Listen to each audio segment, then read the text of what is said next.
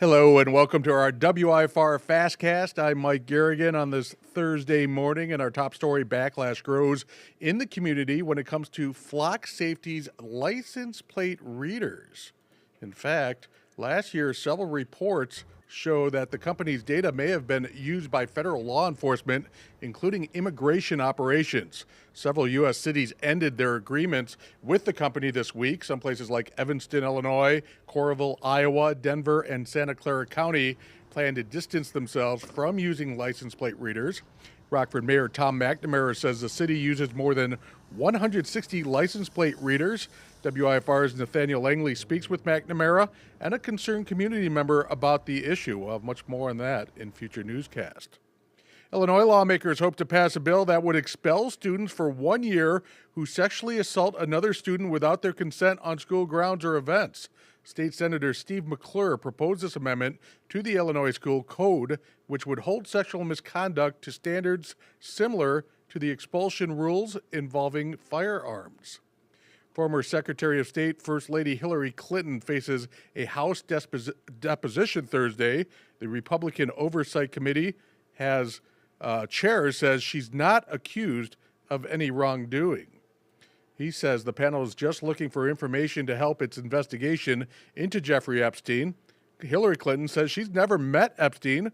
Her husband, former President Bill Clinton, is scheduled for a deposition Friday. The committee chair says he, too, is not accused of any wrongdoing at this time.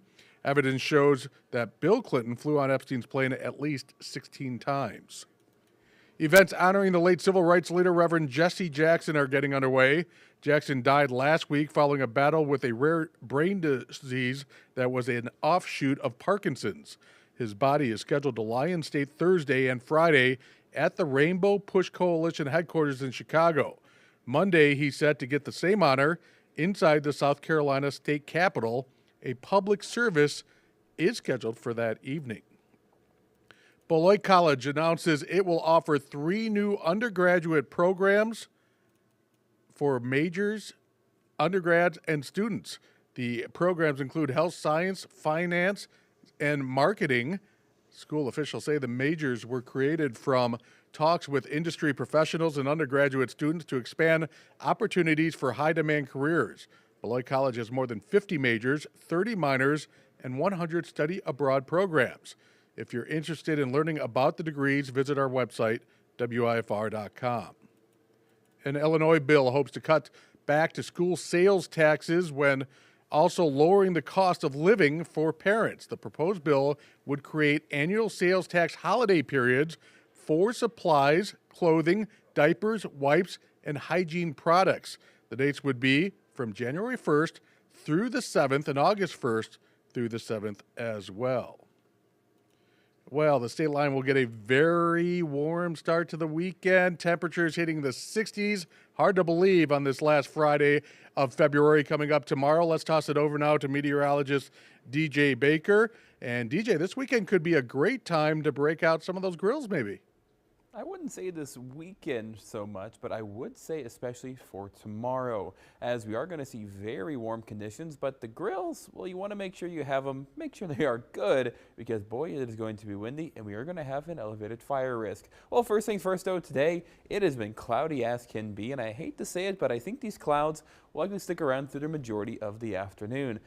Maybe a peak or two of sunshine making its way out, but temperatures don't look to be all too promising. 32 degrees our temperature right now, with highs likely topping out close to about that 40-degree mark by about 4 to 5 o'clock. But overall, kind of a cloudy and somewhat seasonal day is ahead. Now, as we get into tomorrow, or especially tonight into tomorrow morning, winds will start to shift to be out of the southwest. And as we head toward the afternoon, they are really going to gain some strength. And by the afternoon, I think we can see wind gusts top out near 25 to 30 miles per hour. Combine that with some very dry air, and man, it is going to be a pleasant day here across the state line, as we're going to have plenty of sunshine, highs topping out into the upper 50s to even lower 60s. So definitely a good day to get outside and enjoy a very spring-like day. However, as we get into it, because of just how dry the air is going to be, those strong winds, and of course just how dry our ground currently is, we do have a risk for some elevated fire danger. So while it might not be a bad idea to grill, you want to make sure that grill is under control, and bonfires,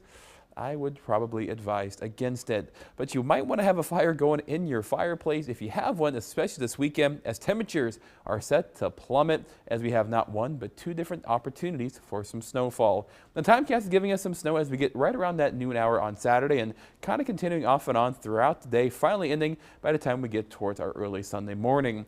Timecast is giving us a healthy dose of snow, right around 1 inch to 2 inches. I think that's overdone just a little bit. I think the bulk of the snow likely is going to stay up just to our north. So for us, maybe 1/2 inch to 1 inch across the region is probable. And our second opportunity for snow also doesn't look all too impressive, as a low pressure system will move just to our south as we get into our Sunday evening. Now I can't rule out maybe a few flurries falling, but once again, don't expect much in terms of accumulation.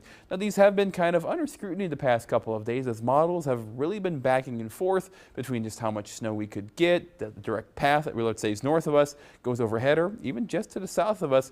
A lot of this has been kind of been on a plus or minus side, so definitely we'll be keeping a close eye on it right now. I still feel confident saying 1/2 inch to 1 inch, maybe up to 2 inches across the state line from both of these snow events, but overall, don't think they'll last too much longer as we get into next week, as temperatures return to the low 40s. But of course, you're going to download the WIFR First Alert Weather app. We'll keep you up to date with our current thoughts on the forecast. But that's a quick look at the forecast here for us.